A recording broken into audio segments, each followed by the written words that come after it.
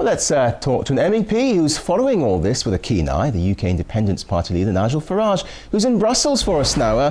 Thank you for joining us. You're a long-standing EU critic, and Britain has said no to tighter controls, leaving Euro countries to sort themselves out, really. Surely the UK is now being pushed further aside.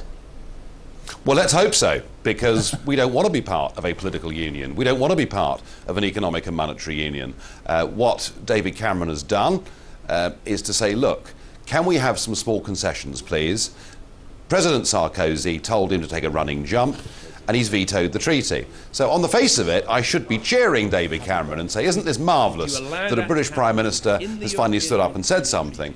But of course the reality is that these 17 countries are determined to press on with this Euro project, mistaken though I believe that is.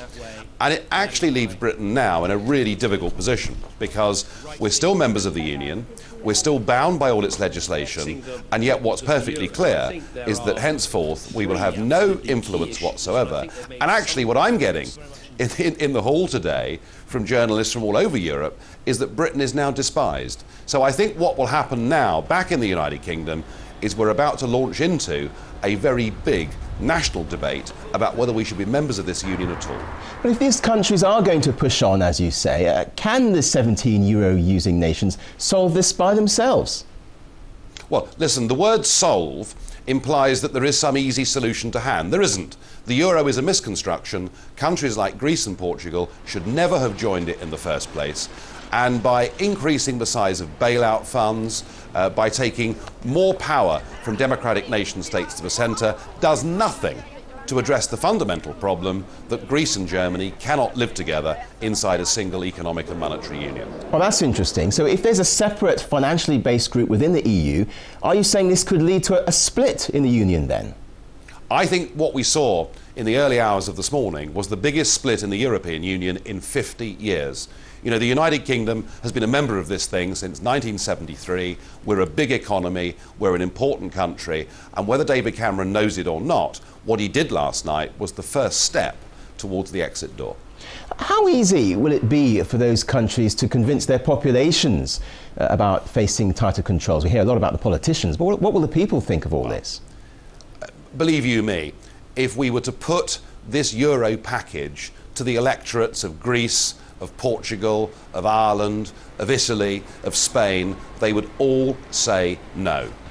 Because, you know, the better solution is to have their own currencies back, to have a successful competitive devaluation, and then and only then to put in place the kind of austerity measures that are needed to get their borrowing back under any sort of control.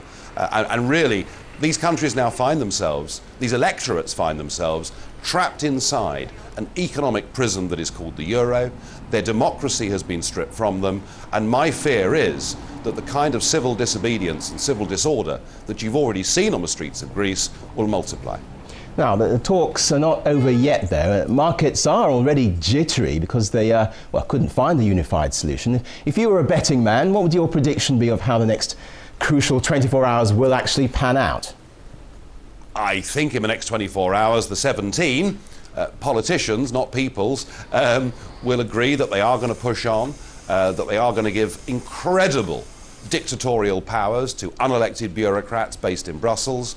The markets will remain extremely nervous, and remember that even the package they're talking about today will take until March to implement, and I think in the meantime the Eurozone and particularly the Mediterranean countries are extremely vulnerable indeed, and I do not discount that a breakdown in the markets will overwhelm the whole euro problem, and that the Eurozone countries and the EU institutions will find themselves simply not big enough to cope with it. Those Mediterranean countries you mentioned, if any of them should leave the euro, won't that cause terrible trouble in itself?